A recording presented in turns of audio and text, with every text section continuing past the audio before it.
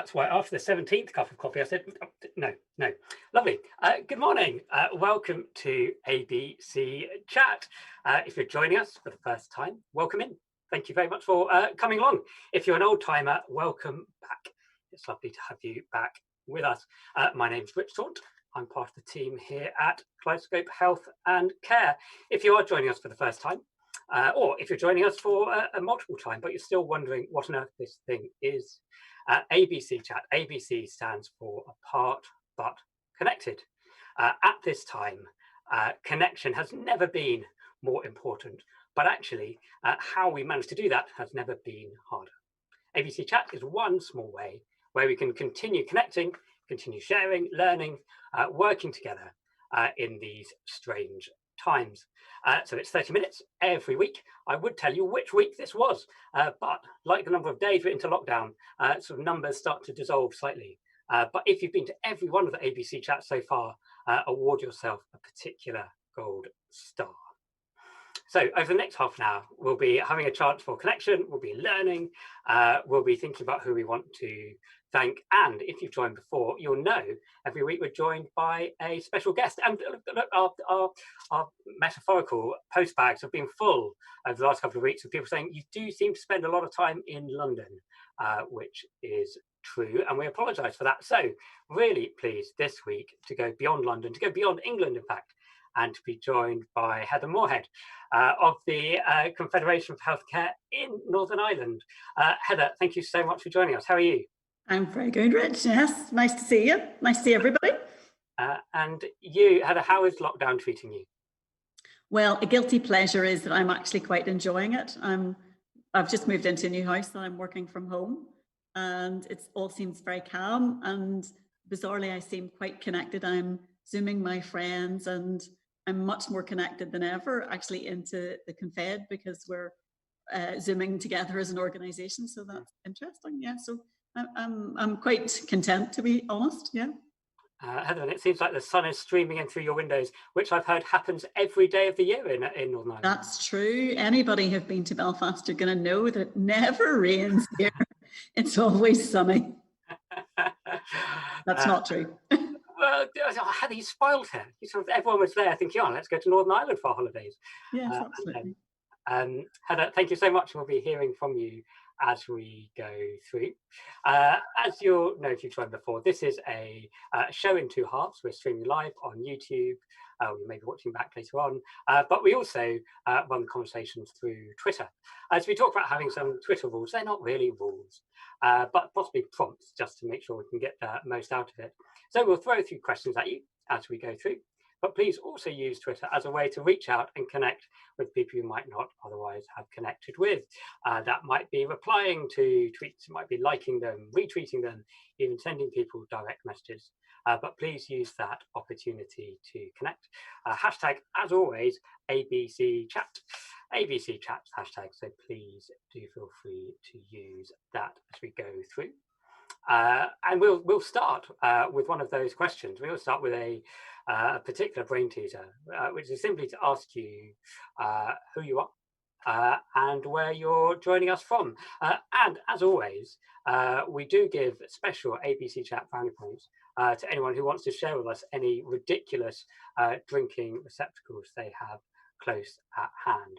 So please do, on Twitter, ABC Chat hashtag, let us know who you are, where you're joining us from. That could be what organisation, it could be what part of your house you've sequestered yourself away to, and bonus points for a ridiculous mug. Heather, do you have a ridiculous drinking receptacle at hand? I most definitely do, Rich. I searched far and wide and I came up with this little person. So he's my unicorn mug. So there's three things that I like about him. He's humorous. So I think getting down in lockdown, you need to have as much entertainment and as much silliness and humour as you can to get through. And there's lots of that about, it seems to me. And the second thing is, one of the things that I think is really important to me in my life is just your imagination. So as we think about, public policy or our own lives, just the sheer need to imagine. And I have a wee maxim, which is, if you can't imagine it, you can't build it. So just being able to be creative and think into the future in your own life or in your public policy, whatever, is just imagination. And the third thing is it's filled with hot tea. That's lovely. Oh, and I was just saying, it actually has exactly the same colours as your logo. So that's all nice, all nice, all nice. Heather, so I think I think quite possibly of all the ABC chats we've done, I think you win both on the outlandishness of your mug, but also I don't think anyone else has quite managed to weave in such a profound point or set of points about the mug as well. So you're raising the bar for all of our future. Oh, very good. That's good. Guests. Any story behind it, Heather? How did you come by such a? Well, I had to actually go back down and rob my niece, my 4-year-old niece, who's called Penelope, who loves unicorns, and I had bought it for her. And when I was thinking about what mug should I have, I thought, I know exactly. So I had to go and raid a 4-year-old's cupboard. So that's. I can't help but feel, Heather, that you soured the story somewhat when you sort of say that you stole it from a 4-year-old.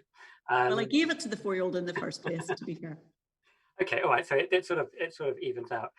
Heather, thank you very much. Thank you for people introducing themselves on Twitter. It's lovely to have you with us. If you are watching back at a later point, please do feel free to leave comments under that under the YouTube video. We'd love to hear your reflections as well. Our first section, as always, is about learning. Our world is rapidly changing around us. We're learning new things every week, and we think it's really important that actually we do find time to stop, reflect, and think about how the world has changed and how we're dealing with that. So what we'd like to know from you, please, again, ABC Chat on Twitter, what do you know this week that you didn't know this time last week? Heather, what have you learned over the last week? Yeah, so I think my learning point this week is just when everything slows down, just how exaggerated everything is and how you can see much better. So go for a walk every night and you can see everything looks much more green. The view looks much more beautiful because you're eating your dinner is the highlight of your day. The food tastes much nicer, and just how important your friends and family are to you. And I think that even, just looking at the whole crisis is the things that we already knew, you kind of see afresh the things that are good, the support we have from our public services, but also the bad things, just the level of inequalities and all of those, even the climate. Last week we had killer whales in Belfast Lough, or in Strangford Lough. I mean, everybody in Northern Ireland went mad. 2 killer whales, and just the whole environment refreshing itself. So I do think that you get to look afresh about the things that you love, which gives you the opportunity of doing something about them. Just on that, is a friend did say to me that her word of the week was the word crisis. Comes from a Greek word. I don't know if this is true, but it comes from a Greek word kairos, which is the gift of opportunity. So a crisis is the gift of opportunity. And I think that's the sort of thing that I'm sort of reflecting on, trying to keep it positive for this week. Yeah. Heather, lovely. Thank you very much again. Certainly, I don't think any of our London-based guests have said, what I've learned over last week is what a killer whale looks like. Yeah, exactly. I'll tweet you some photographs later. But please do. Killer whales in the Thames is when we will know that our world has really changed. I hadn't heard about that one. How exciting. Heather, a lovely point. And I think there's something which I've learned this week, which I did think does absolutely fit into that theme of sort of looking afresh. But it's actually about sort of the importance of curiosity. That I think what we're seeing a lot of is sort of well, I think quite a bit of groupthink perhaps. There's quite a lot of things which people are accepting as sort of received wisdom in a way which we can't really at this point. Things are moving so fast. I don't think we've got quite that amount of confidence. It was not very long ago that our main concern was our hospitals being full to bursting. Our main concern now is why our hospitals are not fuller than they actually are, and how we cope with that. So that curiosity to be thinking about: are we asking the right questions? Are we just jumping on the same bandwagon, or is there something new there? Somewhere else we need to be looking at. I think something I've seen in a number of my conversations this week as something which I think we really need to prioritise in these strange times. So Heather, thank you. Those joining on Twitter, please do share what you've learned last week. Once again, ABC Chat is the hashtag. We'll move on. We'll move on to our storytelling section, which, as regular viewers know, we call Jackanory, in homage to the children's television show. We're not interested in presentations. What we want to do is hear people's stories, not necessarily about today's times, but think about some of the relevance from those stories to what is happening now. Heather, what story are you going to tell us this morning? Okay.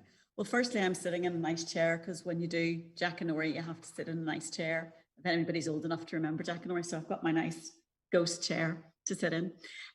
So my story is not very sexy. It's about rethinking about governance and why I think that's really important. It really ties into your point, is that we just keep doing what we know to do, and we just keep recreating what it is that we've got. And I think that you know, this gift of opportunity time is to really think afresh. And for me, I think the biggest thing to think about is, or one of the biggest things to think about, or the joining thing, or the key is governance.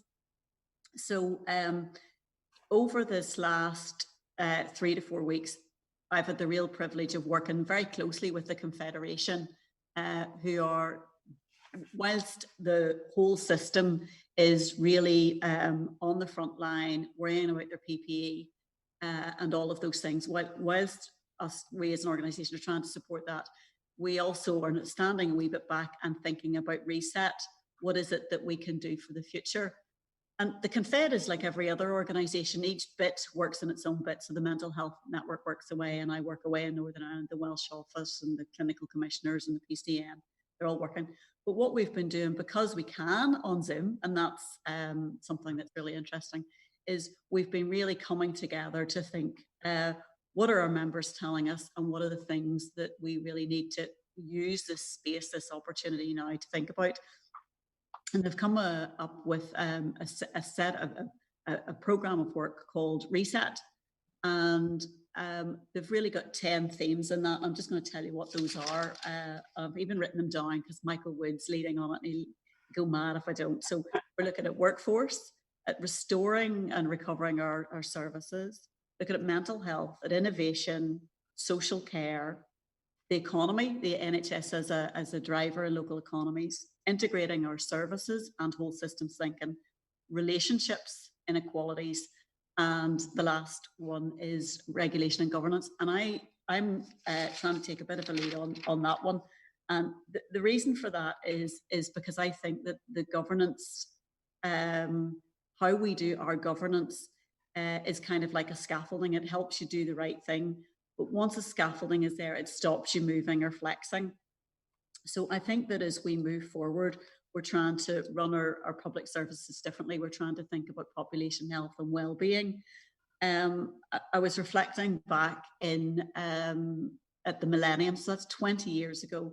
I was the chief executive of the local government association here, and for that, to mark the millennium, the Tavistock Institute with the LGN London did a massive piece of work about what do we know is coming down the pipe at us, and therefore what do we need to think about for our services. So they were saying things that would be greater social breakdown, greater immigration, more terrorist attack, more climate change issues, more demand for services, more loneliness. And my reflection about that is that 20 years ago, we knew all that, and we have not been able to flex our public services and the way we run our services to really try and meet those issues as best or as effectively as we could. And I think that you can see a lot of what, and the reason that I think for that is because each organisation reports on its own budget, reports on its own services, reports on its own profession, reports on its own sectors, and we can't join up. An anecdote for me is in Northern Ireland, one of our integrating things is community planning, and where people, well, housing, police, fire, health, are all coming together to try and say, well, what do we need to do in our area? And at the first or second meeting, they said, okay, well, let's do some research to see what we're going to do. And everybody went round the table and said why they couldn't give a few £1,000s to do this collective piece of research, because everybody had an accountability mechanism back to their own local organisation. So I think that whilst we want to integrate, whilst we want to think of how do we drive outcomes, like Michael Wood, my colleague, is so forthright about the economy, because if people don't have a job, you can't have health. And how are we as drivers doing that? So I think the issue for me is this is a real opportunity to reimagine our governance. And we can see, and I think using the principles of sustainable development, which is much more about whole thinking, much more about social and economic and environmental things all thought about together. If we could create a framework of our governance using those principles, then we will have a much better chance at moving forward. So I've listened to some of the other chats, and people are talking about health inequalities and public health and all of these things, but actually we keep talking about them but can't deliver. So what I see is that people are beginning to reimagine how they do their governance. So we see, what I love, say, for example, is the notion of well-being. So if you're doing health or economy, everybody begins to work on their own part of the sector, but well-being is everybody. So it's a joining theme, and looking at outcomes. So you can see in New Zealand, they're beginning to have well-being and outcomes budgeting. In Northern Ireland, we've got community planning. You've got a whole raft of initiatives across England. And in Scotland is one of the ones that I love. They've got, they've worked together to have single outcome agreements. So what government does is they have the programme for government, and then each local area has its single outcome agreement that they come together to say, this is what we're collectively trying to achieve.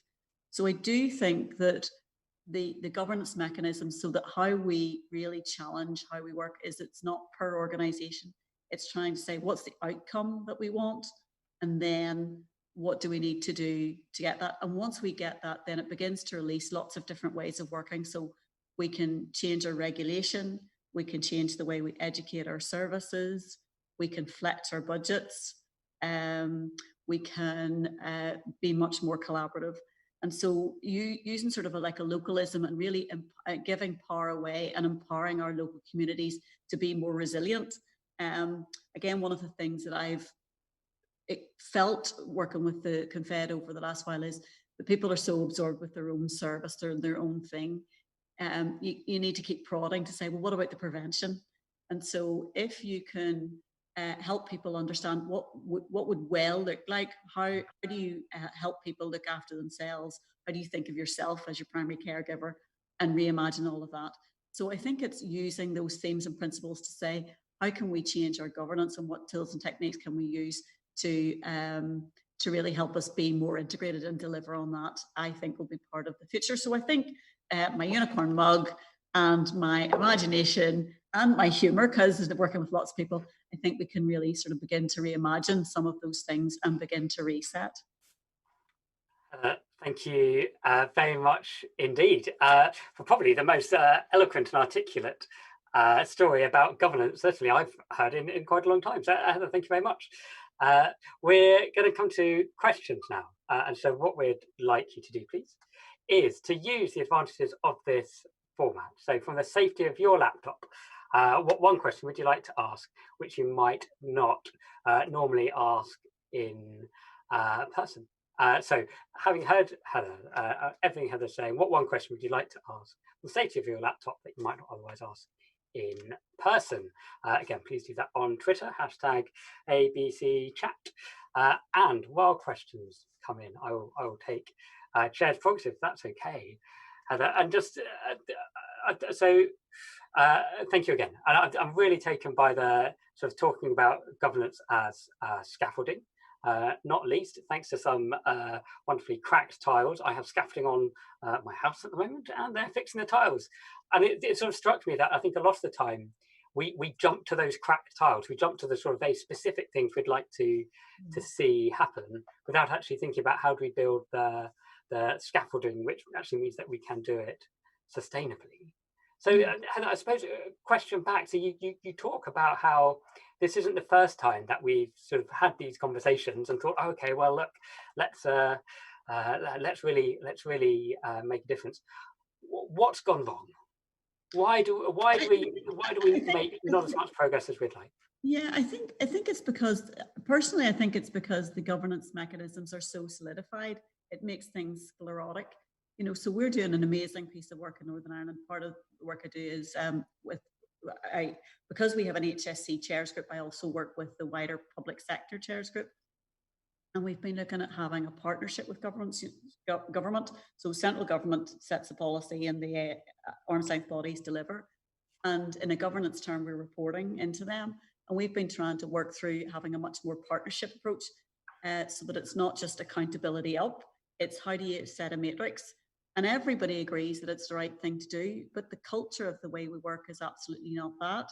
And so even when there's violent agreement, we haven't been able to do it because all of the processes. So people just get back into their processes. So a lot of it is about leadership, but a lot of it is about really stepping over the rules that we have to do the right thing, and really going back to our public service values to do that. And that's what I'm saying is that, if your scaffolding become, if you want to change something, like another analogy I use often is it's the plumbing. My family come from plumbing background. It, if you turn the taps on and you want a shower, if it's a bath, it still won't be a shower. If that's what your sausage machine does, that's what you get.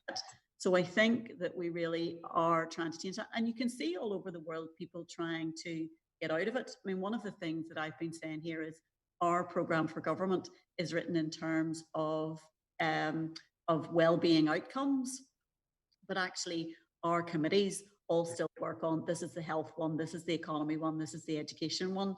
And actually we should be working on the outcomes so that we get scrutinised across the thing. So I think that as we learn, and we are learning because we've even got well-being as our main theme, and indeed our own act here in health is health and well-being. So we're understanding that keeping people well in the first place is a very, very large part of healthcare. And although we talk about public health, I still think that we don't put enough effort and investment into really investing in population health. Heather, thank you very much indeed. Questions sort of flooding in from Nicola and also from Theo. Similar questions. Thank you both for joining. Simply saying, so what do we do? What would be your next step, Heather, to evolve this and actually resolve some of that inertia and the sort of stuck in treacle like effects that we so often see? Yeah. So I think there's no one silver bullet, that we just need to keep on keeping on. But I do think that we need to use now to say that something different should happen. What was very interesting and again amusing was, I chaired one of the Confed's webinars 2 weeks ago, and we thought we'd have some chairs join us to talk about the things that they were thinking about. As it was, there was 150 chairs on the call. Can you even imagine that? Right across all of the healthcare systems. We've 3 lead chairs talking about what it was that they wanted to present. What was absolutely astounding, amusing, surprising was just the sheer level of the things that people were saying were exactly the same. And they were saying these things, that we needed to do that. So I think we really need to find ways, and you can see that, when you listen in, you can see ways. It's Love Dorset, the work in Manchester, the work in Wales. They're talking about the future generation, well-being of future generations act. There's lots of different things. So we really just need to keep investing and keep championing these things. But also we need to be challenging the status quo and really using the level of disruption to say, do you know what, this thing worked really well for then, but it doesn't work really well for now. We need to change. So it's campaigning, it's articulating. I've worked on the margins of politics for a long time, and I work with professionals, healthcare professionals, and we always talk about evidence-based policy. And in my experience, it's policy by personality, policy by pressure group, policy by anecdote. So it's all of these things go in the mix. So we just need to keep using the evidence, using our champions, using good practice to keep on saying, these things don't work, are not working anymore. So I think it's coming, but it's much. My point is, it's much harder than it needs to be. And another point I'll probably make in my reflection is when you're running really large services, you need people who are very focused on the operational, very detailed, and understanding what it is they do. But we really do need to create really good spaces for imagination to say we need to do something, and much like this, we need to do something different. What is that? And again, back to my point, if you can't imagine it, you can't build it. So people do what they know to do. It's not that they're bad or not that they don't want to change. It's that if you can't imagine something being different, then you can't actually put it into effect. So I think all of those things, we need to just keep doing lots of different things to keep articulating what this new might look like. Heather, thank you very much indeed. Questions still coming in. Time is, as always, against us. Heather, I wonder if you very quickly wanted to say a bit about, you mentioned NHS Reset, and what's the next step on that? It's a huge program, and you've got about 42 seconds. So if you can sort of smash those two things together. Yeah, so we're really excited. I think just check it out either on the website or on Twitter. It's those 10 programs, and we're creating space really to hear what our members are saying, hear what our partners are saying, and try and just get the priorities of how do we really begin to work on those things that creates a new thing. So we really must not go back to the old. And what we know, which is back to my imagination, is we need to create the new thing. And that would be but just have a look. Some of that should be really helpful as you begin to think whatever part of the system you're in. I think it touches on everything. It's a whole systems approach. Lovely, Heather, thank you very much indeed. And so sounds like the sort of NHS Confed website is a good place to go for NHS Reset. If people are wanting to follow up with you, Heather, any of these points, is that okay? Sort of through Absolutely Twitter? perfect, yes. Yeah. Lovely, and I think we even got your details just there. Heather, thank you very much indeed. Who knew governance could be such fun?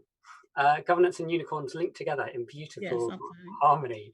And I'm sure this is going to run and run. We're going to come to our last section now, which is all about giving thanks. We're all finding new ways to give thanks to those playing such an important role in our own lives or in society more generally. We'd like to finish each week by just asking you to think about who you would like to give a standing ovation to this week for what they might have done for you, or for your community, or at large. Heather, who would you like to give a standing ovation to this week? So my big thanks this week is for the Northern Ireland Ambulance Service. Big toast out to them. The reason I picked them is because I think they sort of model out a lot of what I've been talking about. They've been so human. They're chatting to loads of their members. They've completely reorientated and changed their services. They're working in care homes, they're doing testing. They've just flexed to meet the need, and they also connect things up. So they understand the strategic system, but they understand the patient, and they've been brilliant at that. And they've just been brilliant. So big thanks to everybody in the ambulance service. Heather, a lovely one to do, and sort of absolutely due recognition there. Every week we at Kaleidoscope like to thank a particular charity and give a standing ovation this week. Our standing ovation this week goes to Little Village, which has been doing work in London, yes, okay, but for some time working with families to provide sort of toys, kit, equipment, particularly for children under 5, for families who are particularly in challenging circumstances. Valuable work at any time, but particularly in the age we're in today, sort of absolutely vital. So Northern Ireland Ambulance Service, to all those people are thanking on Twitter, to Little Village, we'll give you a standing ovation. Thank you very much. And a toast for a unicorn mug as well. Who could want one more? And sticking with Little Village, there will be an evaluation form along in just a moment, tweeted out, and also below the link, below the video on YouTube if you're watching later, where we'll donate at least £3 for every form filled in to Little Village. So even if you don't like filling in forms, we hope you don't mind actually donating money to a fantastic cause. So we'd love to know what you thought of today. Please fill in the form and we will donate at least £3 for every one of those returns. We're out of time. Just to say once again, Heather, thanks so much for joining us and telling us your story. Wonderful to have you with us. Thanks everyone who's tuned in, whether live or later on. We'll be back next week, Thursday, 11 o'clock, where we'll be joined by Kieran Boyle of Guys and St Thomas's charity. Yes, okay, right, it's London, but Kieran Boyle is not to be missed. It sounds a bit Irish, actually. Well, there we are. Look, it's sort of it's London, but with roots elsewhere. I look forward to hearing more from Kieran about his roots next week. But please join us next week. Thanks again for joining us on ABC Chat, and we'll see you next time. Thanks very much. Goodbye.